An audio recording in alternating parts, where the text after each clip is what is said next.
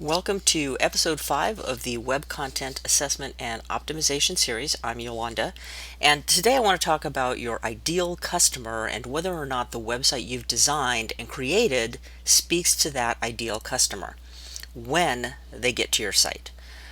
The site we're going to look at today belongs to author, speaker, coach, and consultant Debbie Reber. To start, it's a beautifully designed site. The overall look and the feel of the site is very consistent, colors are consistent, everything about it is very consistent. It's a really nice looking site. As we've done with other videos in the series, we're going to focus just on the home page. It's critical because it is generally the point of entry for most of your visitors. And even when visitors may have started out at a different page on your site, they will generally go to the home page to get a better picture of the site and what you offer. Before we dig in, let's generally summarize the target audience. I asked Debbie in advance to tell me who her target customer was. She wrote writers, creative entrepreneurs, and people who work with/care about teens. Okay, so let's take a look at the site and start to ask some very distinct questions about whether or not the site speaks to the target that we've just described. First, is the target mentioned at all in the tagline, headline, or subheadlines? So we take a look here and I can see right off, not specifically that the target is mentioned. In fact, it isn't until we scroll down a little bit, I'm going to start scrolling here, that we get to a couple of boxes under the main image and we see teen girls, writers, and creatives. Okay, so those boxes are below the fold. Okay, so they're not obvious until we take some time to scroll. So let's assume that I don't know Debbie and I go to her site. I won't actually know if the site is for me specifically unless I scroll down. So the target customer is getting lost. Another question we can ask to determine whether or not the site is speaking to the target client is this: what is the point of? For this method, we're going to look at each element on the page and work our way down as we ask and assess that question. For example, let's take a look way here, all the way up at the top in this green bar, and let's ask the question: what is the point of the text at the very top of the page? It reads, "Find out my top tips for seeing creative projects through from start to finish." And then there's a sign up button. The point of the text is to create a call to action, which is excellent. But for who? What person or entity? Or why? Why is it there? Why should someone take action? So as we move down the page, we arrive at tune in, show up, be you. If you can see that text here. Again, we ask the question, what is the point of this text? Who is it for? Why? Etc.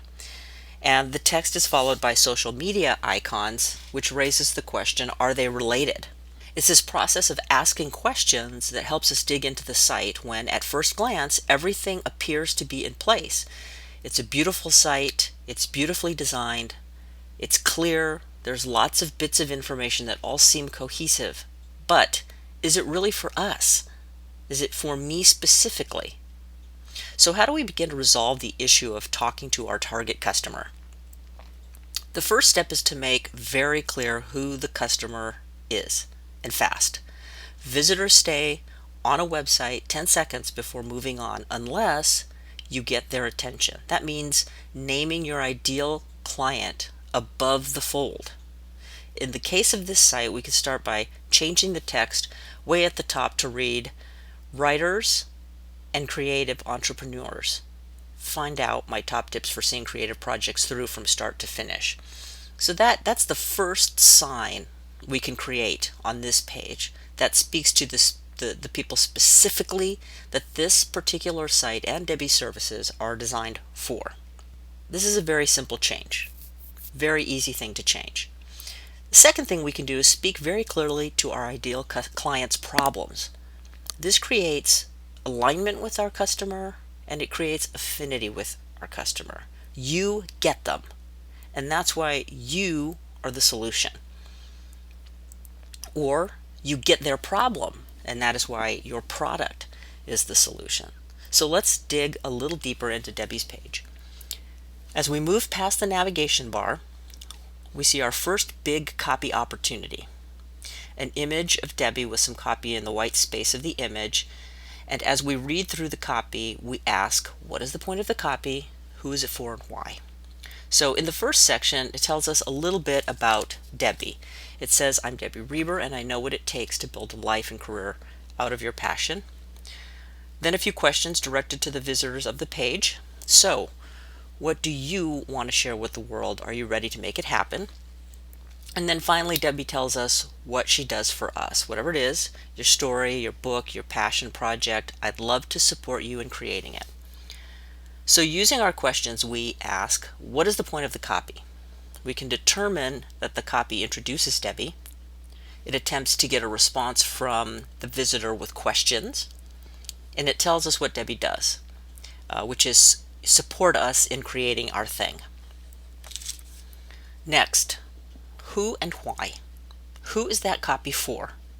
We can only assume that it's for anyone who wants to get their thing created. Why?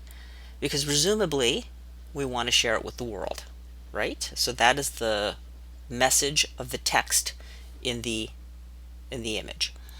At this point, the visitor must begin to scroll if they want more of the main body of the site. Right? This is all of the stuff that it's above the fold, and take into consideration that I have a big screen here, not a laptop or an iPhone. So I'm seeing a lot more than you might be seeing at any other given time. Well, I want to point out that there is a box here at the top that talks about Debbie, a little bit more information, and it leads to the About page. And then there's a sign-up box just below it.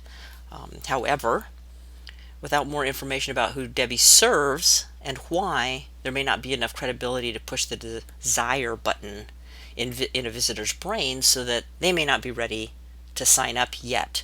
So they start to scroll. Now remember, we've got 10 seconds. Hopefully we've at least engaged them enough to scroll down. And that gets us to our next section. As we move down the page, we get to the graphic boxes, right, that are labeled Teen Girls and Writers and Creatives. It's at this point where we can clearly see who the site is speaking to, with a clear call to action in each of the boxes, and with links to other places on the site. But that's all we get before we're into the blog posts down below, and then these blog posts go all the way to the bottom of the page.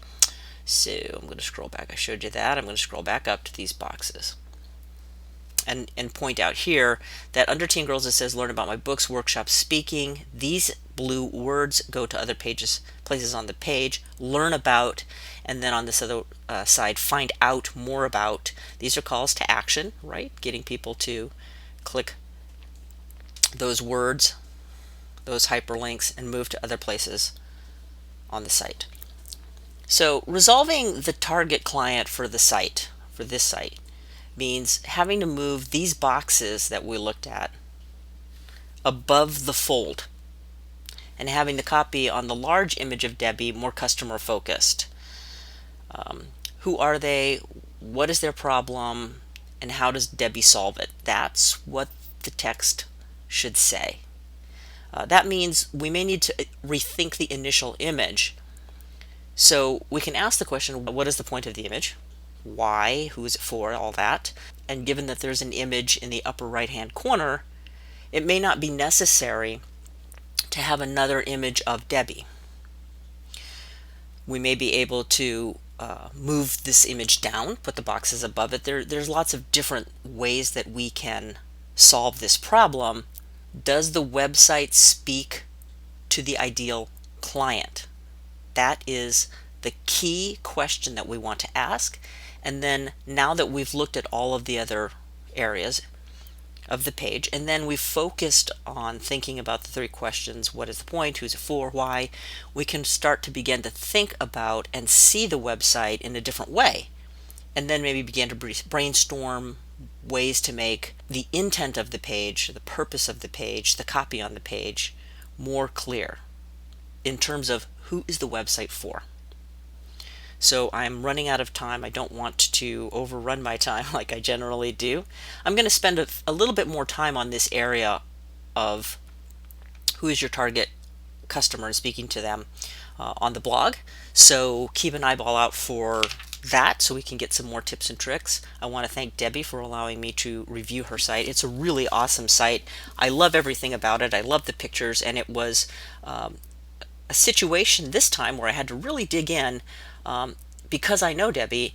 I know what she does and I know who she does it for. I really had to dig in and free my mind of everything I knew about Debbie in order to come in and say, okay, is she really talking to me? Is she really talking to creatives and writers? And is that obvious to me when I first come to the site? So hopefully this will help you and Debbie get a better picture of how to really target and how important it is to target the person that you are speaking to. Thanks very much for checking in and watching the video, and until next time, have a great day.